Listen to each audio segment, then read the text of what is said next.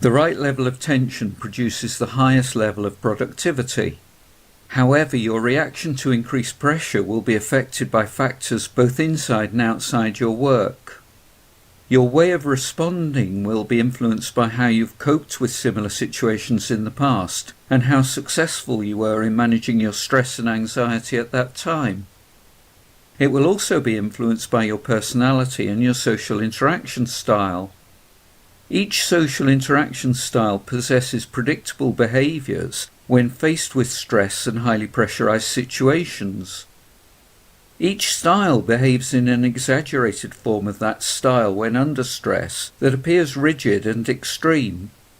This is a strategy to try to release tension. The driver and expressive styles display fight behaviours, driven by their preference around assertiveness.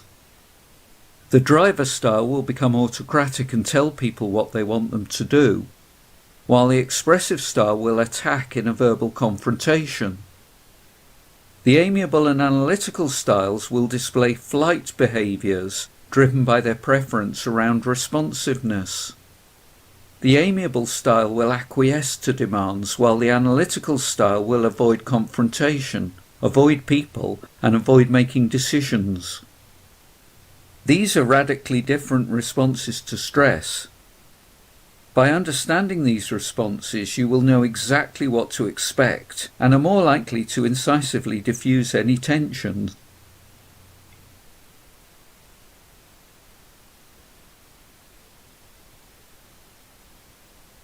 In conflict situations, driver-style people are likely to take a direct, aggressive approach, rapidly escalate the level of confrontation, become competitive and create win-lose outcomes if there is a lack of cooperation, attempt to clear the air immediately, solve problems with more regard for closure than feelings, listen to creative input to solve problems. Because of their tendency for frankness, driver-style people will tackle conflict directly. Some people appreciate their straightforwardness, others find it offensive. They're not afraid of hurting people's feelings if they feel the resolution is right, and are often heard saying, "They'll get over it," in regard to emotional responses. Because of their intense desire for closure, however, they will listen to creative input that solves the issue, and will quickly move to resolve issues rather than harbour any resentment.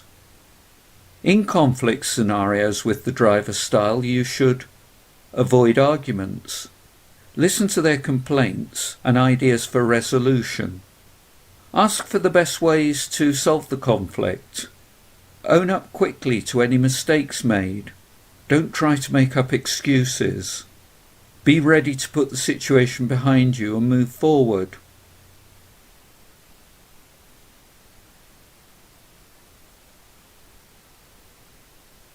In conflict situations, expressive style people are likely to avoid the scene when they sense negativity, try to dismiss or smooth over the situation, adopt a superficial approach, become emotional and offensive, take criticism or conflicts personally, seek control or revenge by persuading others to side with them, openly joke about or trivialize the conflict, but be internally upset, overwhelm their opponent with a monologue. Expressive style people are quite uncomfortable in confronting conflicts, as this goes against their friendly, people-orientated nature. They're good at getting people to see their side of the argument and rally them to their cause, trying to win by virtue of a majority. They're also inclined to use superficial fixes by making light of the situation, restoring an air of amicability. They avoid people whose tone communicates anger, frustration, or impatience. Criticism is often taken as a threat to their image, and they respond by attacking the opponent or venting their frustrations. They may also act as if the problem is solved, in the hope that it will pass, when there is still an undercurrent of conflict. In conflict scenarios with expressive style people, you should approach them in a friendly and positive fashion. Use self-depreciating humour to ease tension. Look at a collaborative approach to the conflict instead of taking sides. Ask for their thoughts and ideas for resolution, and listen without interruption.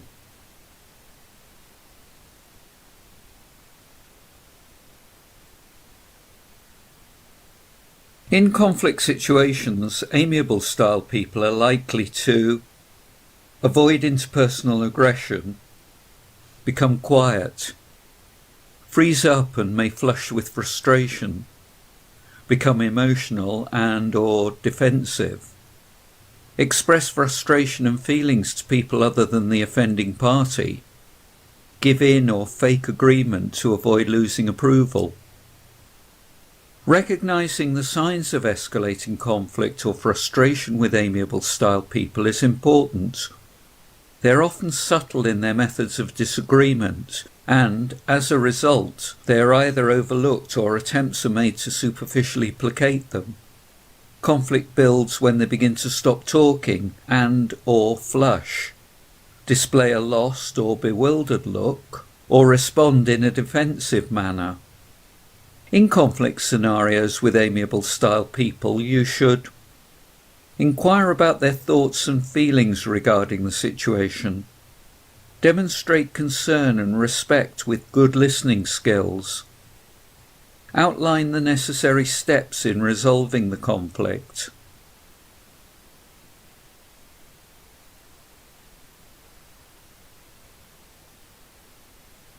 In conflict situations, analytical style people are likely to increase resistance and shift into passive-aggressive behaviour, overpower others with facts and logic, become defensive, withhold information, respond with what-if questions and prove-it statements, judge their opponent and the situation in distinct factual terms.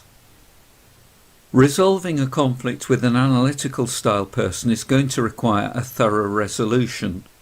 They examine all the events that led to the conflict, then carefully lay out the groundwork to prevent this scenario from reoccurring. They will not readily change their views without overwhelming evidence. Their initial response in conflict will be defensiveness, and they will quickly attempt to prove that they are right. They may withhold any necessary input for solving the conflict, or even refuse to participate at all in the resolution process. In conflict scenarios with analytical style people, you should avoid forcing or pushing for a resolution. Adopt a patient approach and move slowly and cautiously. Avoid debate and blaming. Ask for their analysis of the situation and for their input to prevent future conflict from occurring. Take notes.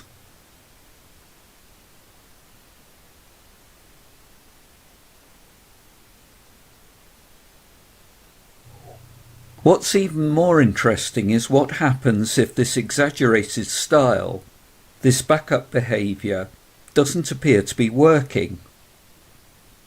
When the stress doesn't go away, it makes sense to try something else.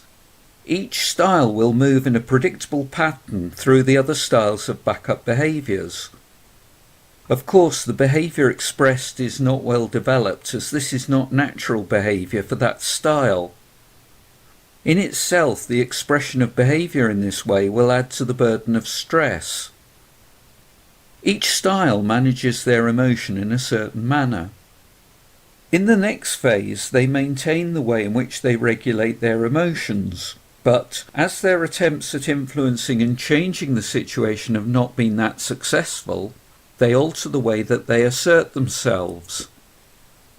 The driver and analytical styles both keep their emotions under control, and so the next attempt to influence the situation maintains this control and keeps their emotions in check, but uses their assertiveness differently.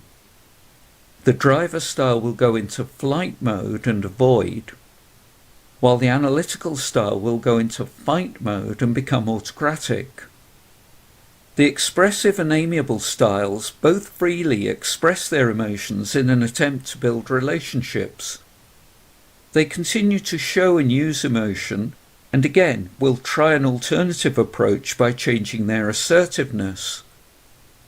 The amiable style will go into fight mode and attack, while the expressive style goes into flight mode and acquiesces.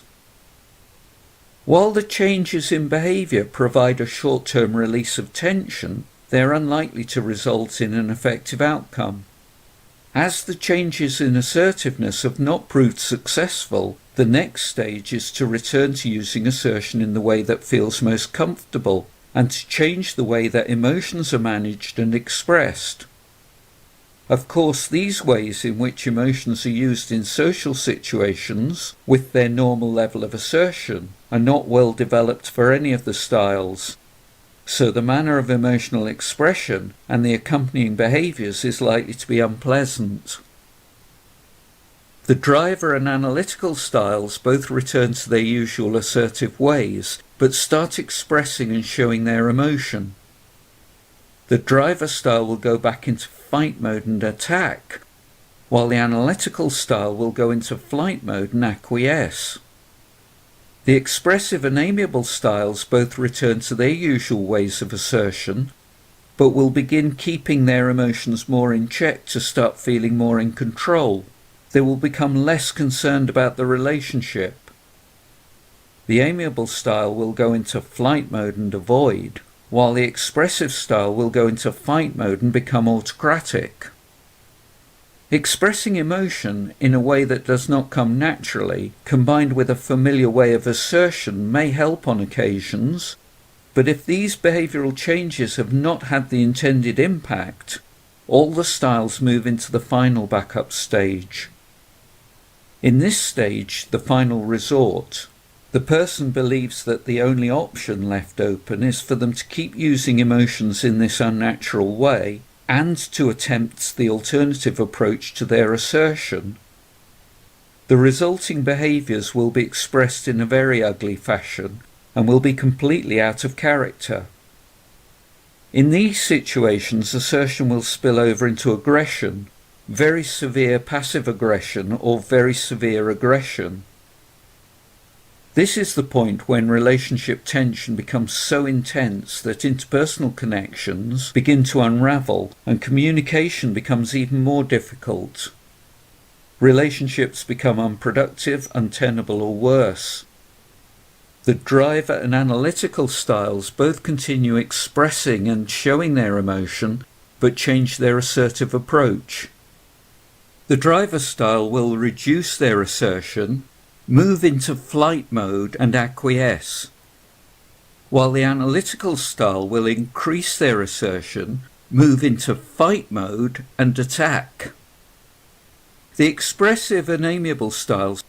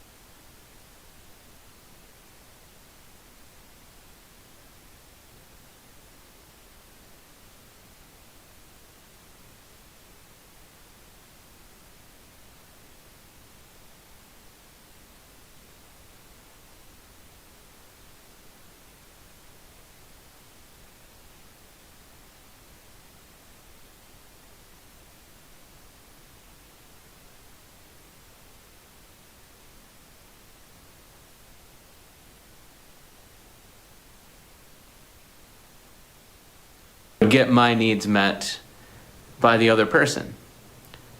And my turn never seemed to come up, so I started to get frustrated.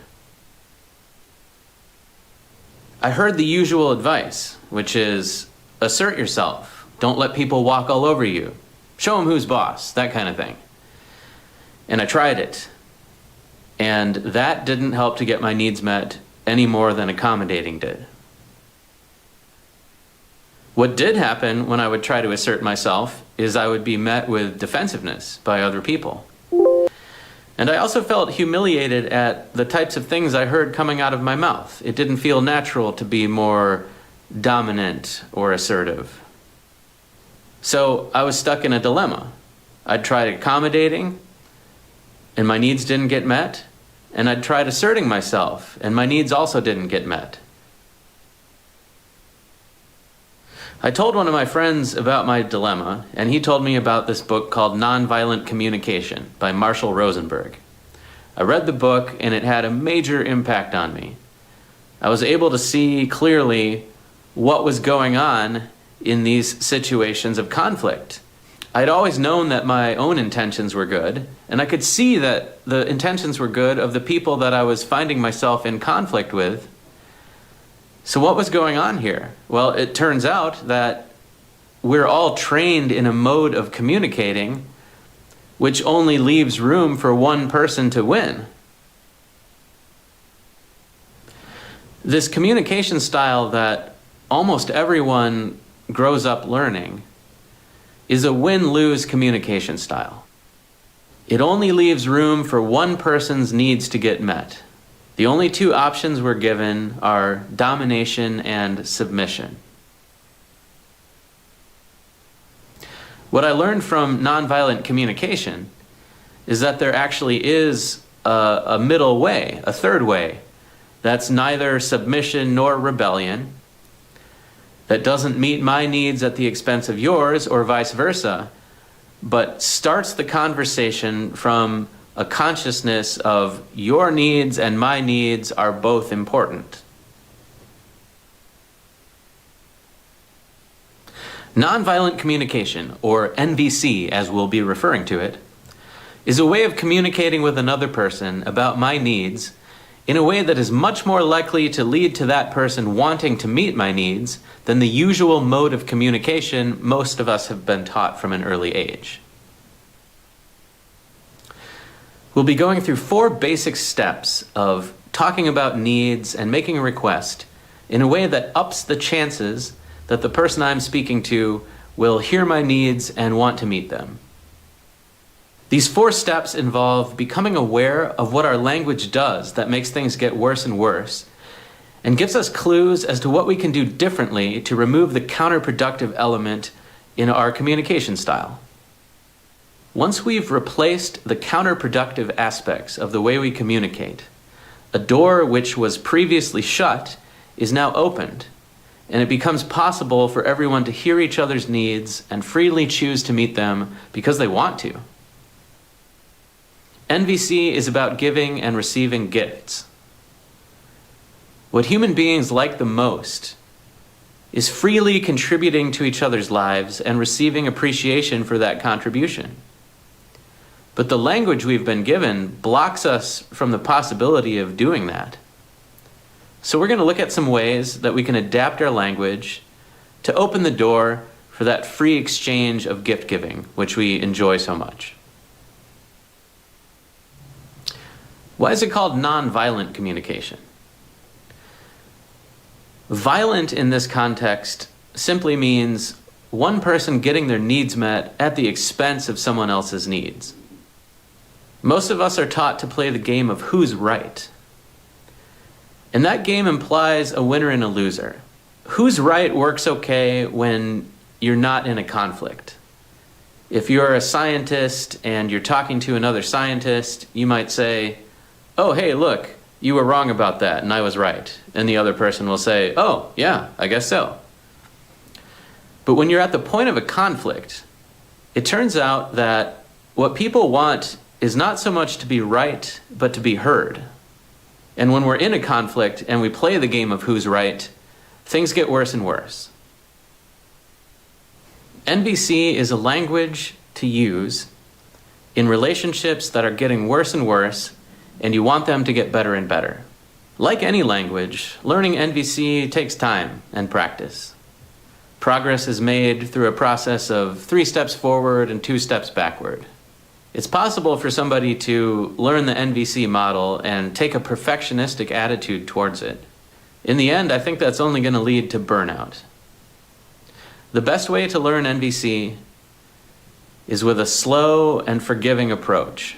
If you go that way, in time, you'll get there.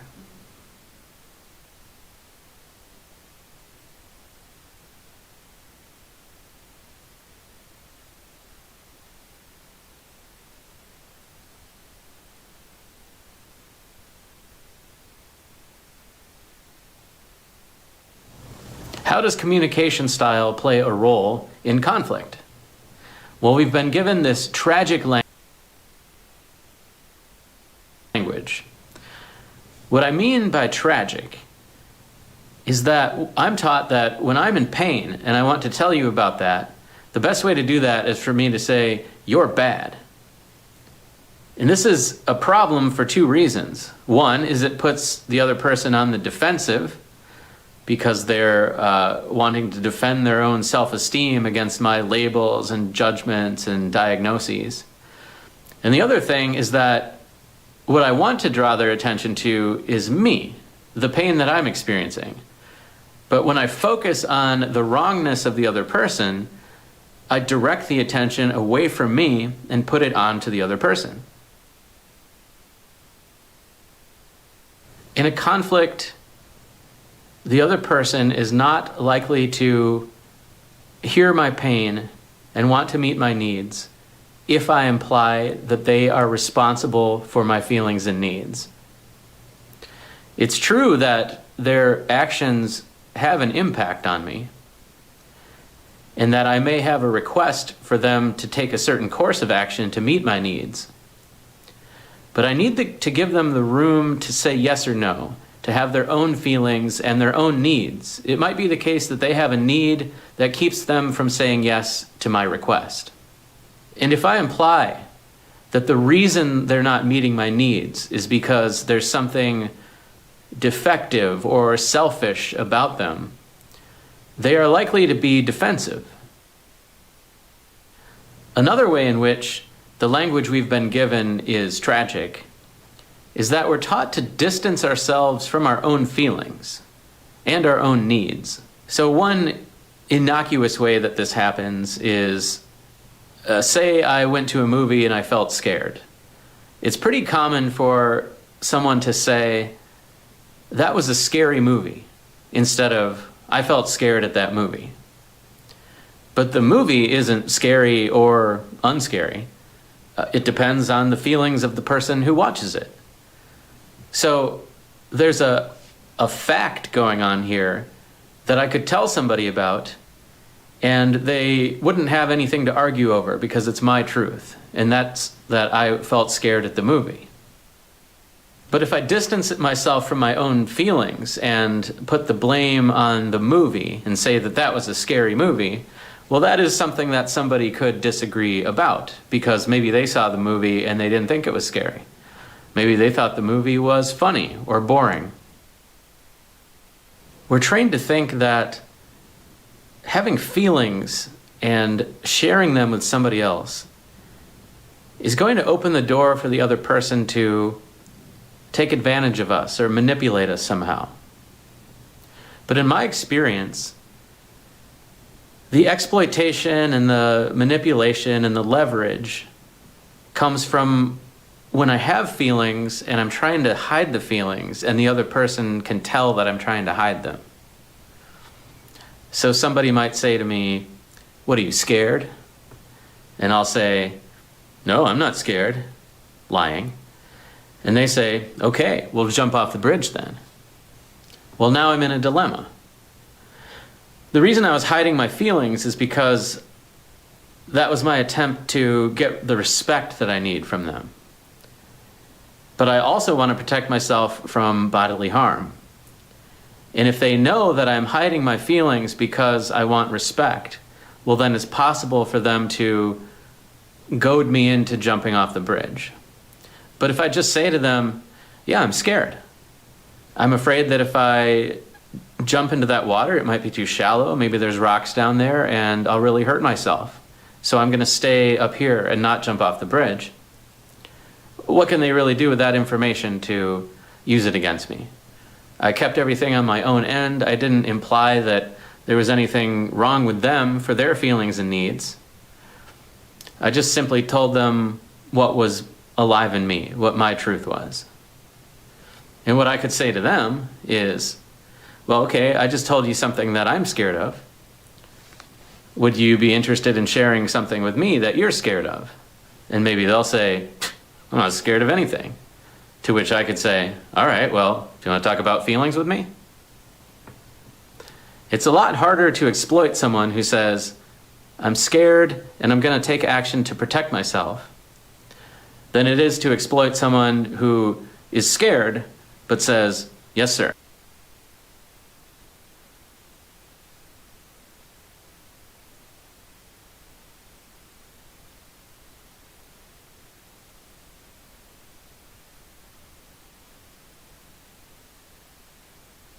Yes, sir.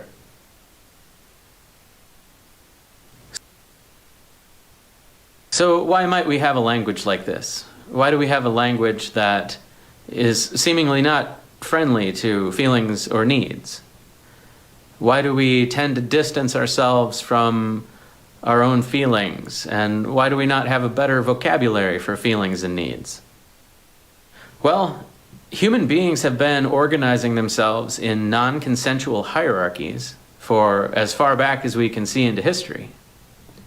And in such a non-consensual hierarchy, feelings and expressing the feelings because they're about needs gets in the way of the hierarchy.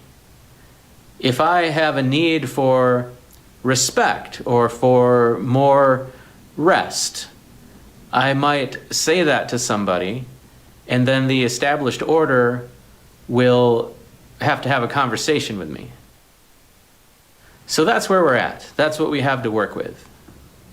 In my life, I have found that if I try out this other form of communication that does make a lot of room for my feelings and needs and for yours, that things seem to go better.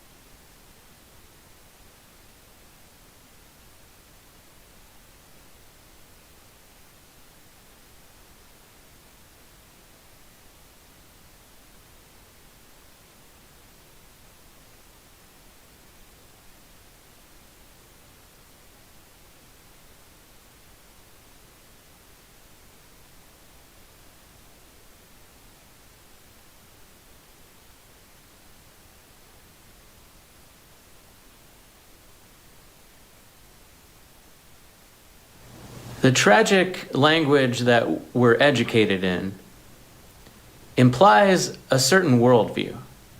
And the worldview is that we live in a win-lose world, where there's only room for one person to be right and one person to get their needs met. And if that's our starting place, then we preclude the possibility of conflict resolution. NVC is an alternative language that has an alternative worldview. Instead of a win-lose paradigm, NVC implies a win-win paradigm. It's a paradigm where everybody's needs are equally valued. Everybody's needs are equally important. When I say win-win, I don't mean to imply something rosy or overly optimistic. There are plenty of tragedies and imperfect situations in life, and having a better way of communicating doesn't change that fact. But it does change a lot. What it changes is the likelihood that our needs are going to be met more fully, and that we are going to be more likely to want to meet each other's needs and to be on the lookout for ways to meet each other's needs. And even in those tragic situations where we decide to part ways because both of us aren't getting our needs met fully enough, we'll part ways with love in our hearts for the other person, and we'll be on the lookout for ways that somebody else can meet that person's needs better than I can. The win-lose paradigm is focused on positions. Another way to say that is it's focused on having a preferred strategy for meeting my needs, and then I try to persuade you to go with my strategy instead of the strategy that you want to go with. Nonviolent communication, on the other hand, focuses on the needs that underlie those positions.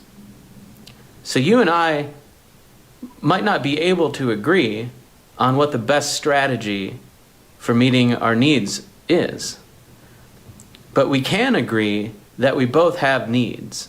And as we'll come to find out, we all have the same needs.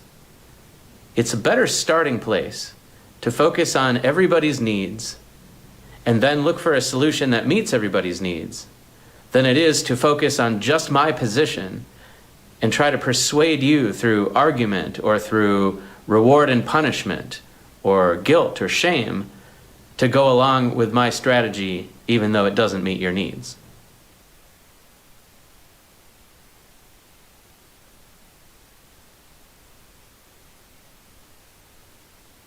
In nonviolent communication, there are 4 steps to expressing my unmet needs and making a request of somebody else.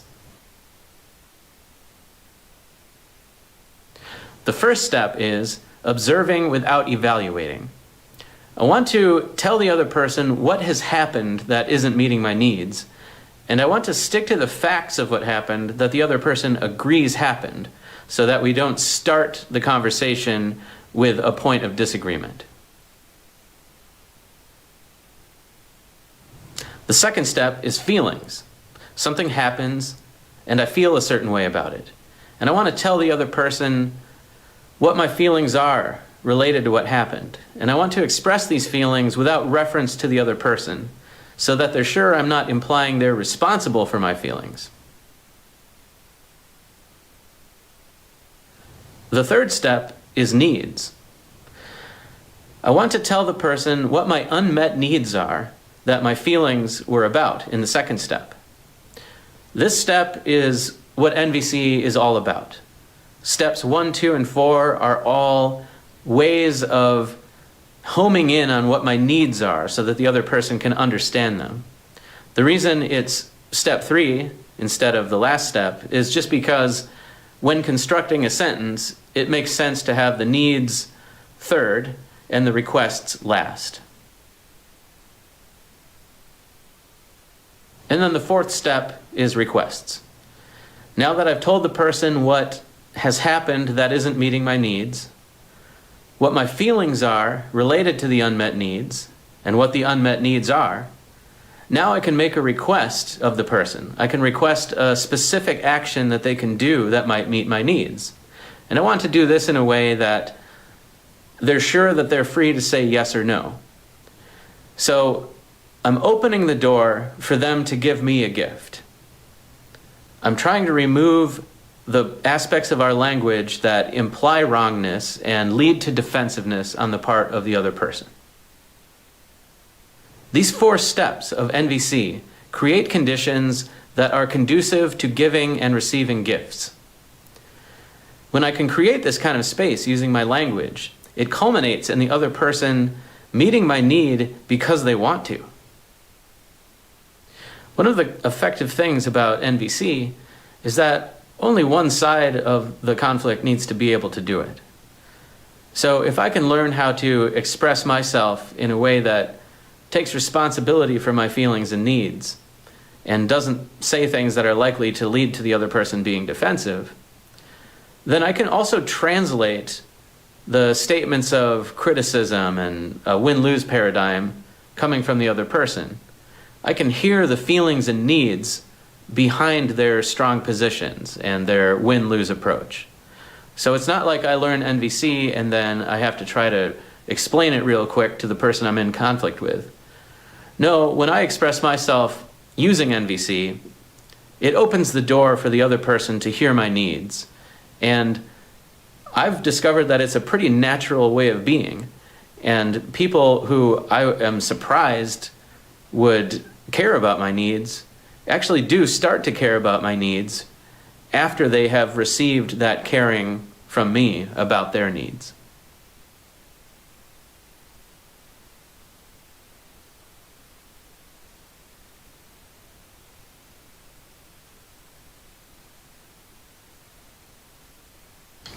I want to give you an example of what NVC sounds like in action. And I want to compare it to the normal mode of communication that most of us are versed in and show you what a difference it can make. How much more likely it is that somebody is going to be able to hear my needs and want to meet them. So in this example, let's imagine that I work at an organization and the director of the organization says, "Hey Marshall, your coworker Jane is going to leave in about a week. And instead of replacing her, I'm just going to give you all of her work and you can just take on all the work that she was doing before." So imagine I get this message from the director and that arrangement doesn't meet my needs. Let's look at some of the ways that I could respond. So one way that I could respond is one where only the other person's needs, only my director's needs are important and mine aren't. So maybe when I hear that message that the director wants me to take on all this extra work, maybe I feel miserable inside. I feel a sense of suffocation and I don't know what to do. But instead my response is, yeah, sure, okay, I can do that. I can handle that. Well, that doesn't work for me. I'm left with a lot of unmet needs and ultimately it's not a situation that's gonna be sustainable. So another way that I could respond is what would normally be called passive-aggressive, where I say yes, but I use tone of voice and body language that implies I'm not okay with that. And that doesn't usually go over well in most situations because the other person doesn't like that I'm implying that they're supposed to do something differently.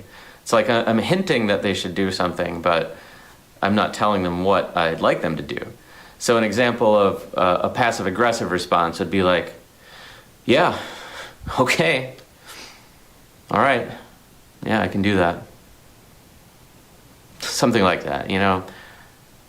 Everything about my energy is saying that I'm not okay with it, but technically I'm saying I am. So that doesn't give the other person a clear message that my needs aren't being met.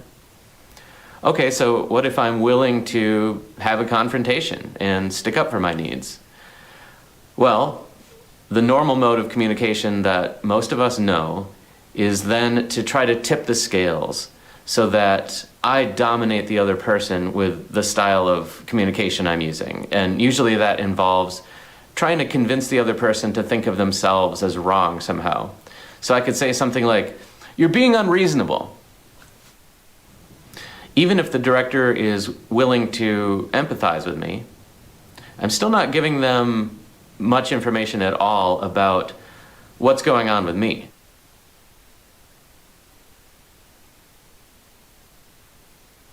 So what might an NVC response sound like in this hypothetical situation? It might sound something like this. I'm hearing that improving efficiency at our organization is important to you.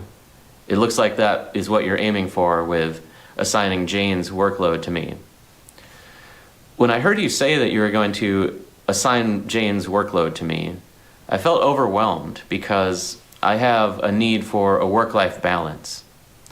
And in my life right now, I'm already working as much as I can before it starts to cut into other areas of my life and leave me with unmet needs for rest and for spending time with my family.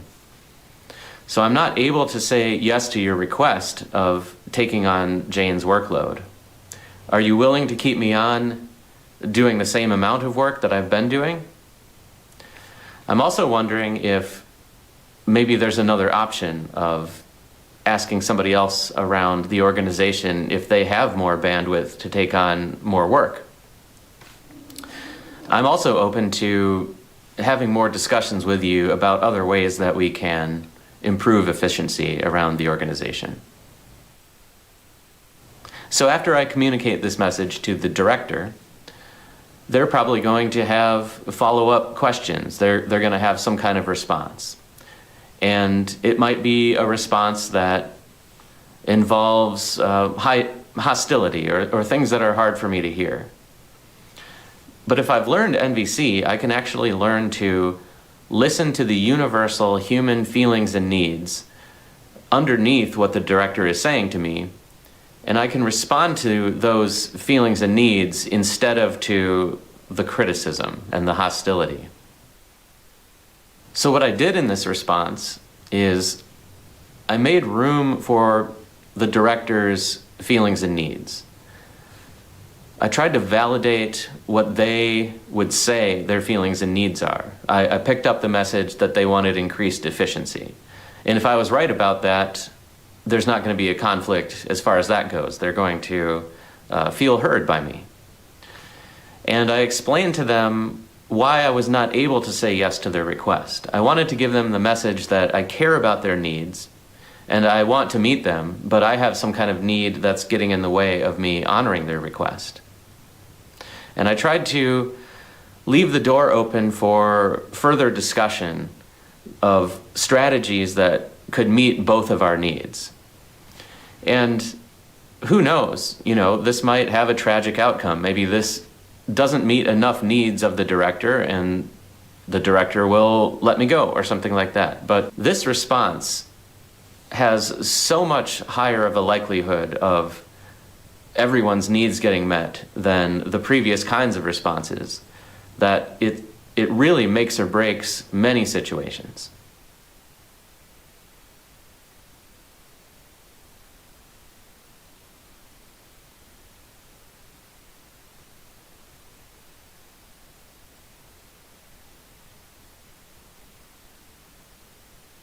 Learning NVC is like learning any other language in that it takes time and practice to be able to speak in it fluently. For me, it's the most important thing that I've ever taken the time to learn. And what I've found is that I don't need to be able to do it perfectly in order for it to be effective. Just like when you first start learning a language, you might say things that sound a little clunky, but you can still communicate the basic idea. The same is true with NVC. And the more you practice it, the more adept you can be at it and the more naturalistic you can make it sound. I'll recap the basic ideas of this module. Most of us are trained in a style of communicating that fosters conflict by trying to persuade another person that they are wrong. We're trained to communicate the message, "I'm in pain," by saying "you're bad." This is tragic because it shifts the focus away from my pain and puts it on to the other person. The tragic style of communication most of us are taught implies a win-lose worldview where some people's needs are more important than others. Nonviolent communication is a style of communicating that implies a win-win worldview. NVC is about taking the things that don't work about our language and replacing them with things that work.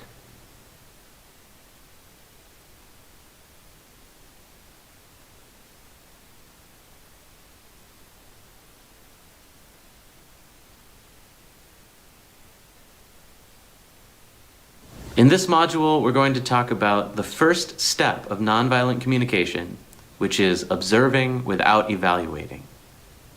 We're going to take a look at some of the things that can go wrong when we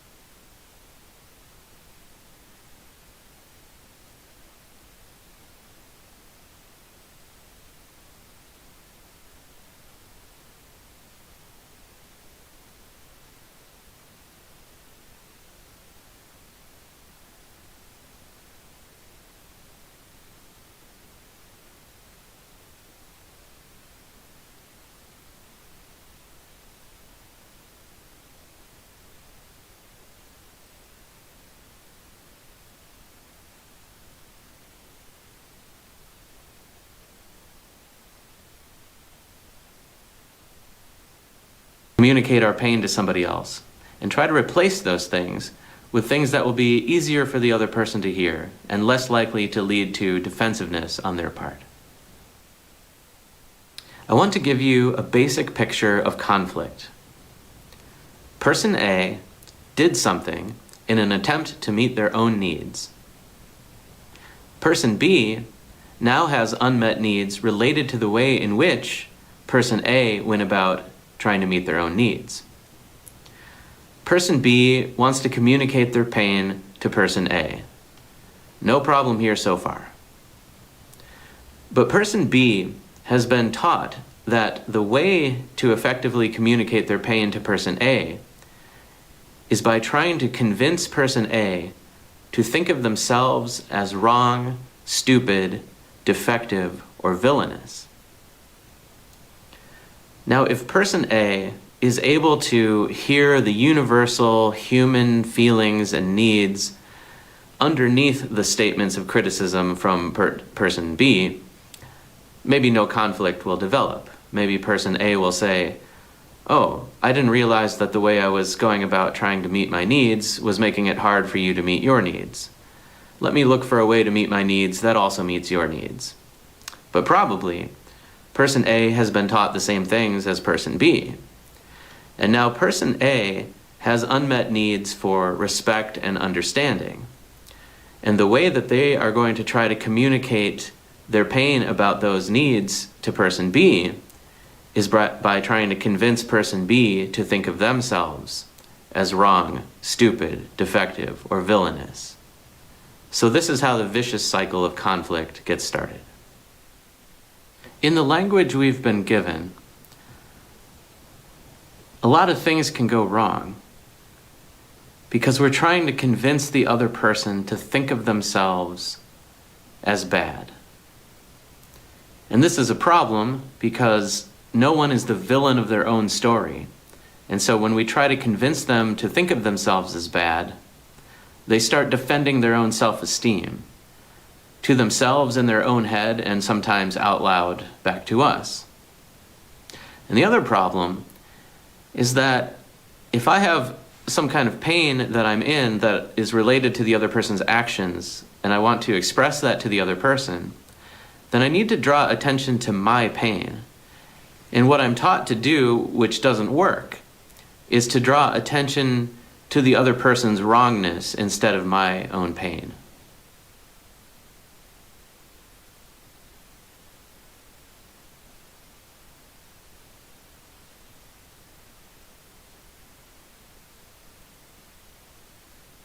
In NVC, we want to start the conversation with something that everyone agrees happened. You could think of this as the facts of the situation, or maybe something that could be filmed on camera. It's something that happened as opposed to my interpretation or evaluation of the situation or the other person or their behavior. So I want to look for things in my explanation of what happened that are my subjective evaluations. And I want to replace those with objective observations so that the other person can be on the same page with me in terms of what we're talking about. So here's an example. If somebody ate my food in the fridge that, was labeled Marshall, and I was upset about that and I wanted to tell them about that, I could say, "Hey, why are you selfish?" And this evaluation of the other person is something that the other person almost certainly disagrees with. They probably don't think of their own behavior as selfish.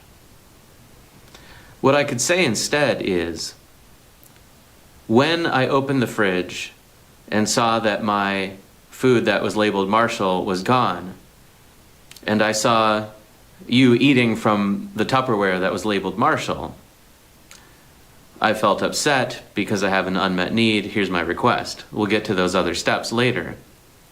But if I start the conversation at the facts, the other person has the possibility of following what I'm saying instead of going into their own head and defending their own self-esteem.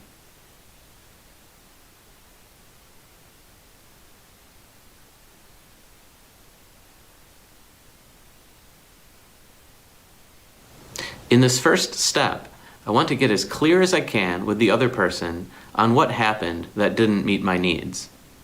And I want to communicate this avoiding evaluations of the other person or the situation that they're likely to disagree with. So if I use judgments and diagnoses and labels of the other person, they're pretty likely to go into their own head defending their own self-esteem. Like if I say, "You're lazy," or "You're stupid," or "You don't care about me," they're pretty likely to go into their own head thinking, "What do you mean I don't care about you? You're the one who doesn't care about me," this kind of stuff. What I want to do instead is just focus on specifically what happens. So instead of saying something like, "You don't care about me," I can say, "When I sent you a text and I didn't hear back for 2 days." Now that's neither here nor there. Maybe it's good that I didn't hear back for 2 days. That's just what happened, and the other person can agree that that happened. And it's going to be a lot easier for them to hear where I'm coming from if I say what happened, as opposed to implying that I know what their intentions are and that their intentions are nefarious.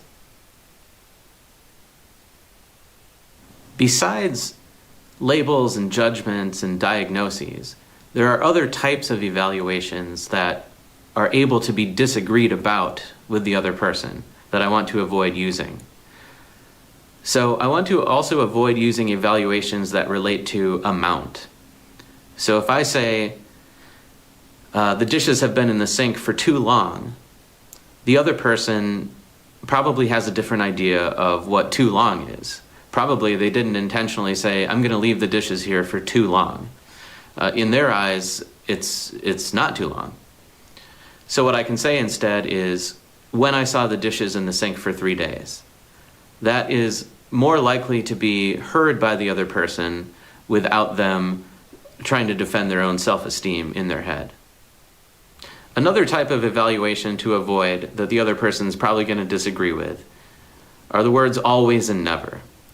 If I say, "You always leave the laundry out," or "You never call me," the other person's pretty likely to go into their own head thinking, "What do you mean I always leave it out? Today was a special case. I had valid reasons." Or, "What do you mean I never call you? I called you last week," something like that.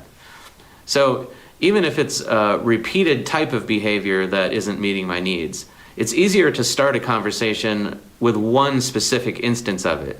So I could say, "When I saw the laundry sitting in the basket for 2 days," or "When I didn't hear back from you for 3 days," something like that. Remember that this is just the first step in a 4-step process of NVC. If I only do this step, or only do one of the other steps, it's going to seem passive-aggressive to the other person. So in other words, if I say, "I noticed that the sink was filled with dishes for 3 days," their response is probably going to be something like, "And what do you want me to do with that information?" I also have to tell them how I feel, what my unmet needs are, and make a specific request of them. The power of this first step is that it takes evaluations which are able to be disagreed about and replaces them with observations which we both agree on. I'm leading the other person toward my pain, toward my unmet needs, in a way that they are likely to be able to follow without becoming defensive.